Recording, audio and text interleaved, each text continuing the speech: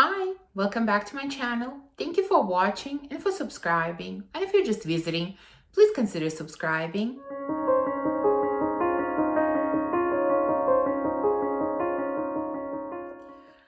So today I'm finally going to share with you my 10 most complimented fragrances from my collection. And I hesitated doing this video for a long time because, as I mentioned before, compliments are just not that important to me. And I know there are some people who don't believe that. There are some people who think that the main purpose for wearing fragrances is to get compliments. And that's totally fine if that is their reason. But I am being completely honest with you when I tell you that I don't wear fragrances to get compliments.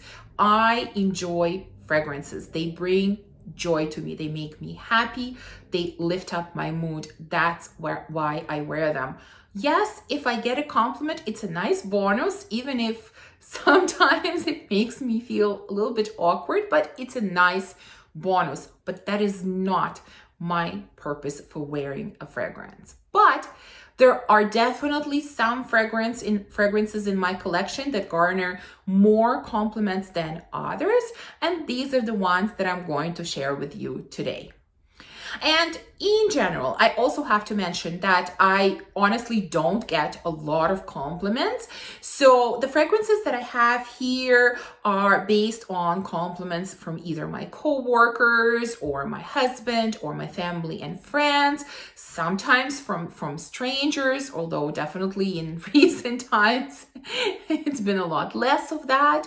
So these compliments come from various sources. So the first one that I have on my list is Grape Pearls from the House of Oud. This fragrance is about coffee, rose, vanilla, grapes, and blueberries. And as you can see by the notes, it is somewhat similar to Deluxe from Tiziana Terenzi or Intense Cafe from Montal, because all three of those have rose, vanilla, and coffee. The difference in this one is that it also has a fruity element from grapes and blueberries. But I've chosen this one. As you know, I also have Deluxe. I could have chosen Deluxe here as well, because if I'm completely honest, when you spray this on the skin, especially to, let's say, an untrained nose, they smell quite similar. So I sort of get compliments interchangeably from the two. So instead of including both, because they're very similar, I included Grape Pearls. But it's a very mass appealing fragrance. A lot of people really enjoy it, and a lot of people ask about it and compliment me on it. And I have to say, I really enjoy this one as well. It's definitely one of my favorites, especially, I think it especially opens up beautifully in the cold weather. Although it is wearable in warm weather as well, but it just has something extra in the cold weather. It just becomes, I don't know, sweeter, smoother, punchier in the cold weather, at least on my skin. So this is definitely a big compliment getter. Grape Pearls from the House of Oud. Next one that always garners questions is Roses Berberanza from Maison Lancome. This is really a beast of a fragrance. I mean, when I wear it, it's hard not to get noticed, even if I don't overspray, which I can't really overspray with this one because it's quite strong. But even if I spray it moderately, it is still a fragrance that is quite loud and a fragrance that gets noticed most of the time. Of course, this fragrance is about rose, rum, raspberry, vanilla, and then at the beginning, you have these beautiful pistachios, which I know some people really dislike. But usually, you know, I would spray this at home and I would go somewhere. So really, by the time people ask about it or compliment me on it, that sort of initial stage, let's say initial controversial stage with pistachios has passed, and it's settled into a beautiful, deep, boozy, sweet type of rose. It is stunning. And it is definitely a fragrance that garners a lot of questions, probably more questions than any other fragrance on this list, just because it is so deep and interesting and people always ask about it. So Roses Berberanza from Maison Lancome. Next, I have a fragrance that I have mentioned very recently in a tag video as a compliment getter, and as I said in that video, surprisingly for me, this is the fragrance that gets me the most compliments. And it's such an easygoing fragrance, which is probably why it gets me so many compliments. And that is Idôle from Lancome. People just seem to gravitate towards this fragrance. They almost always, when I wear this, I get complimented at least once, typically a few times. Like I said, this is a mass appealing scent. People just love it.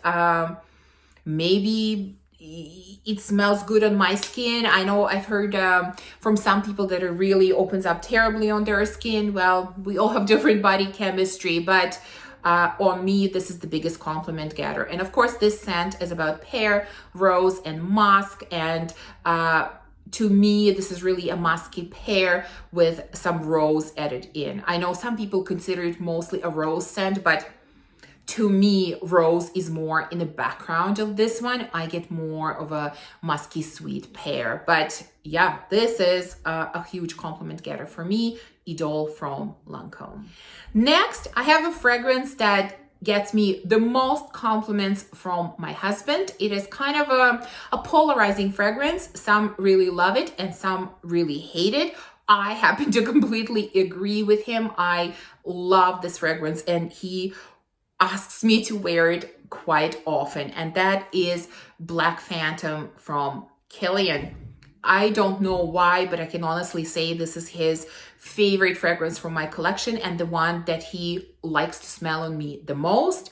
So this one has chocolate, rum, coffee, sugarcane, almond, sandalwood. And I know some people consider this a boozy fragrance. To me, it is not. I know there is a note of rum in here, but I really can't say that I really pick it up. I think if I didn't know that it was here, I would never even suspect.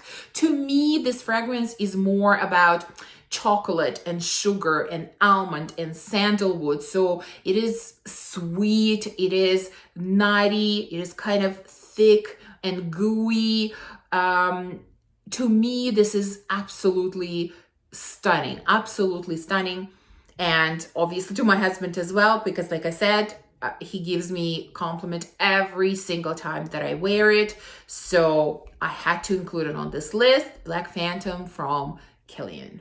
Of course, I couldn't do this list without mentioning another huge compliment getter that people always ask me about and really, really like. This is Delina from Parfums de Marly. This is another scent that, you know, some really like and some don't, but it definitely garners a lot of questions and very often a lot of compliments. This is a stunning creamy rose that has rhubarb and it has lychee. Of course, there are a lot of other notes, but these are kind of the main ones.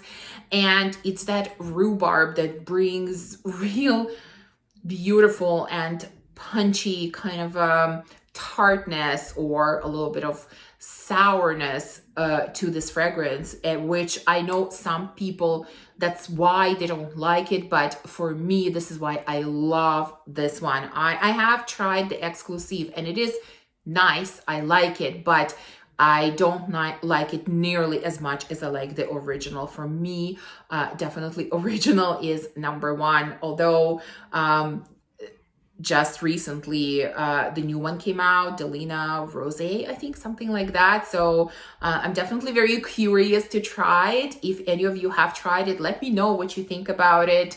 I'm not quite sure that I need a full bottle of that because I have the original, but I would definitely love to sample it. But original Delina is a stunner and definitely a huge compliment getter.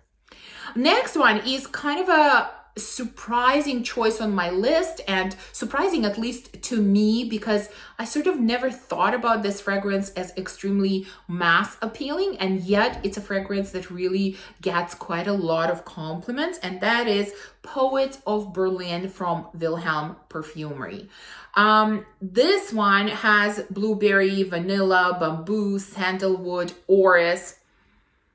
And when I first sprayed on, I get a lot of bamboo, so kind of that freshness and greenness from bamboo with a little bit of blueberries. So it is very fresh, like freshly picked blueberries. I don't get a lot of sweetness at the beginning.